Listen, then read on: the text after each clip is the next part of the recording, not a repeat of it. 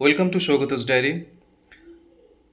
PVR বন্ধ হয়ে যাচ্ছে। West Bengal board of secondary education একটি নোটিশ দিয়ে জানিয়ে দিল যে পিভিআরের যেটা ছিল সামনে সেটা বন্ধ হয়ে যাচ্ছে, এবং এর মানে কিছুক্ষণের মধ্যেই হয়তো, বা এই ভিডিও যখন আপনারা দেখছেন আর কিছুক্ষণ পরে হয়তো ততক্ষণের মধ্যে হয়তো এসএসসিও নোটিফিকেশন দিয়ে দিয়েছে যে এখন সামনে যে কাউন্সেলিং অথবা যে ভেরিফিকেশন সমস্ত কিছু স্থগিত থাকবে। মানে সম্পূর্ণ প্রক্রিয়া এই সময়ে একদম স্টে পড়ে যাবে সমস্ত কিছুতে।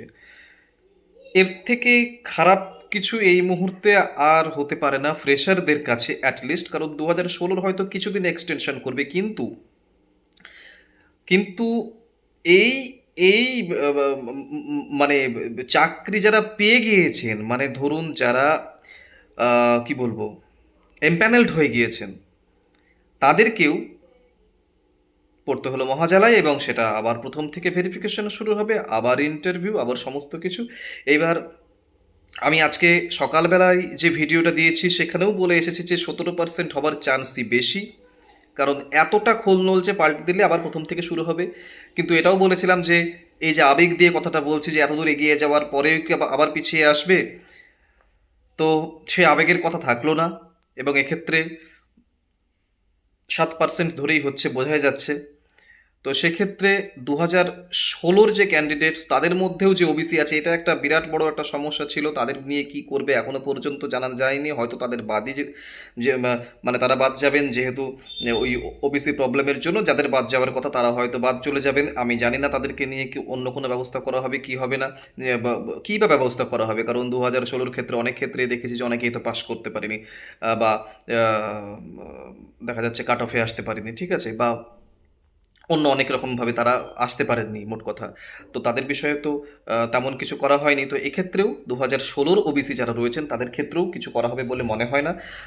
কিন্তু সব থেকে ব্যাপারটা হচ্ছে, কষ্ট হচ্ছে যেটা, সেটা হচ্ছে অনেক ফ্রেশার ক্যান্ডিডেটস আছে, 11-12-এও রয়েছেন, তারা কিন্তু এমপ্যানেলড হয়ে গিয়েও তাদের কিন্তু আবার প্রশ্ন চিহ্নের মুখে পড়তে হলো, এবং তাদেরকে আবার প্রথম থেকে আবার ইন্টারভিউ, আবার সমস্ত কিছু ভেরিফিকেশন, আবার সমস্ত কিছু করতে হবে। এটাও পরিষ্কার হচ্ছে না যে আবার যদি 7% ধরে রিপ্যানেল হয়, তাহলে এই রিপ্যানেল হওয়ার পরে শুধুমাত্র যারা নতুন জয়েন, মানে নতুন যারা সুযোগ পাচ্ছে তাদেরই শুধুমাত্র ভেরিফিকেশন, না মানে ভেরিফিকেশন বা ইন্টারভিউ হবে, নাকি সবারই হবে?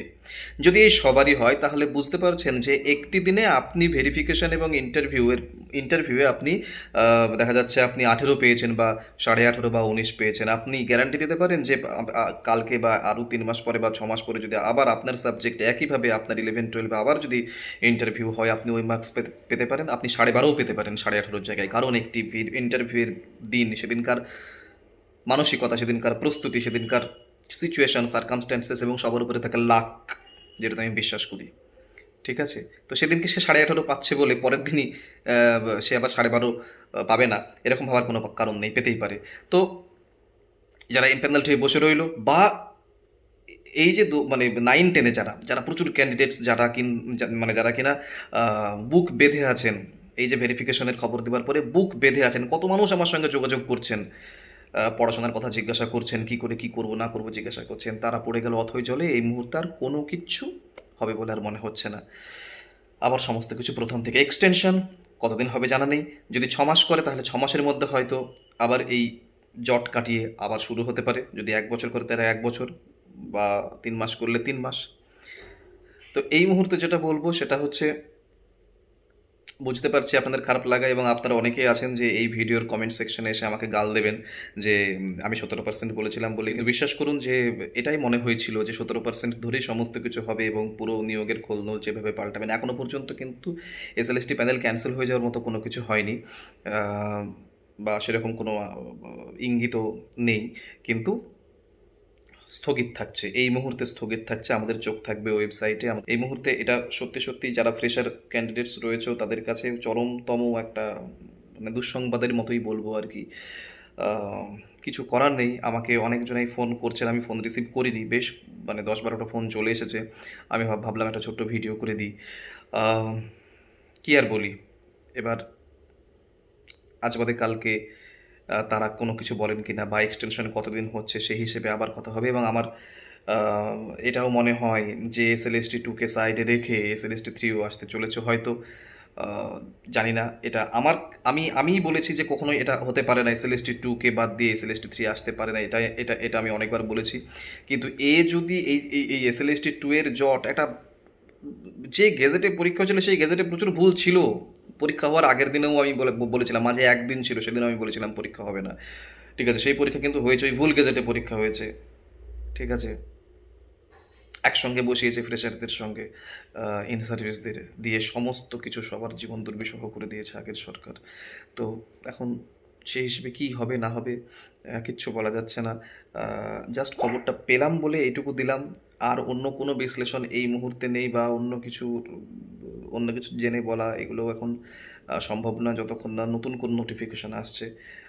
তো সেদিকে চোখ থাকবে আমাদের, যখনই কোনো সংবাদ পাবো সঙ্গে সঙ্গে সেগুলো আপনাদের সঙ্গে শেয়ার করব।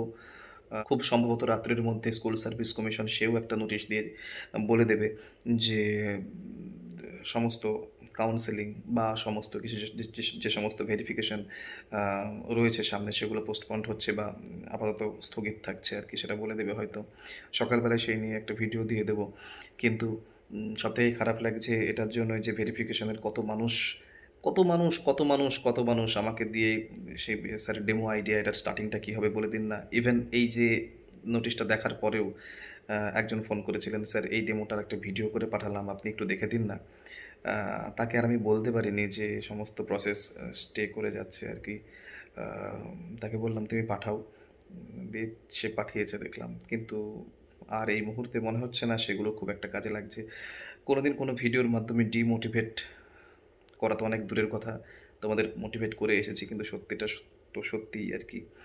যদি সত্যি 7% ধরে হয়, আর যদি সবাইকে ভেরিফিকেশন এবং ইন্টারভিউ দিতে হয়, তাহলে আগামী 1 বছরের মধ্যেও যে টোটাল প্রসেসটা কমপ্লিট হবে কি না সেই নিয়ে আমার যথেষ্ট সন্দেহ রয়েছে।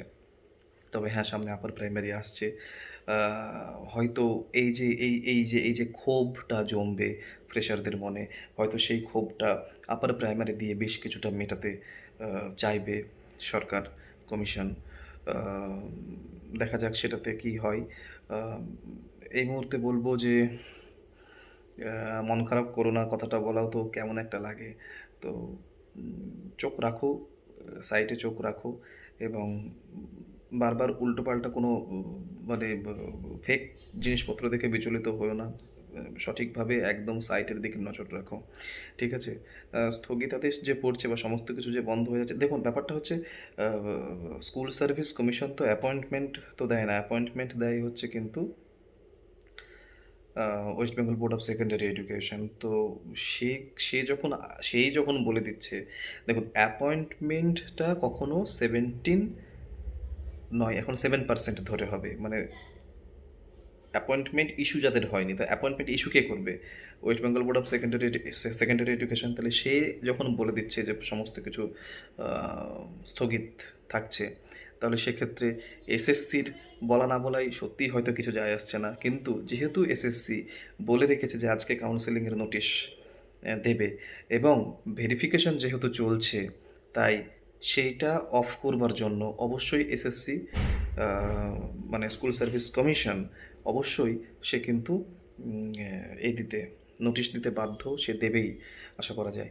ঠিক আছে, তো ভালো লাগলো না এই ভিডিও জানি, আর কি বলবো। দেখা হচ্ছে কালকে, দেখা যাক কী খবর হয়, আরও কিছু কালকে সকালবেলায় কথা বলছি।